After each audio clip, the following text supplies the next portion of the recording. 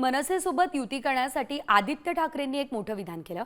महाराष्ट्र हितासाठी सोबत आले तर स्वागत असं आदित्य ठाकरे म्हणाले। डोंबिवलीमधील मनसे आणि ठाकरे सेनेच्या एकत्र आंदोलनाचा दाखला देत त्यांनी हे विधान केलं।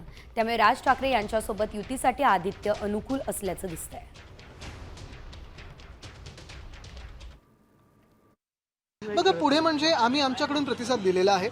आमची भावना हीच आहे की मराठी माणसासाठी असेल, महाराष्ट्रासाठी असेल, महाराष्ट्राच्या हितासाठी असेल, जर कोणी सोबत यायला तयार असेल तर आम्ही त्यांना सोबत घेऊन महाराष्ट्र हितासाठी लढत राहू।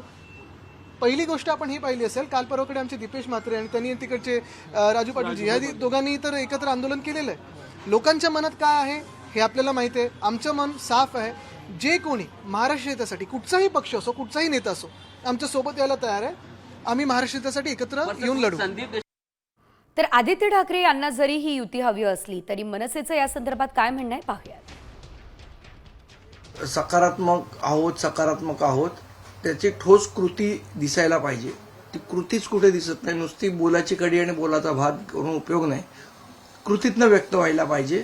ती कृती होताना कुठे मला तरी दिसली नाही आणि झाली कृती तर सन्मान्य राजसाहेब योग्य तो निर्णय घेतील। शेवट तो अधिकार त्यांचाच आहे। आता प्रस्तावच पाठवायचा नाही आणि रोज जाऊन 9 वाजता भोंगेच वाजवायचे तर त्याला आम्ही तरी काय करणार।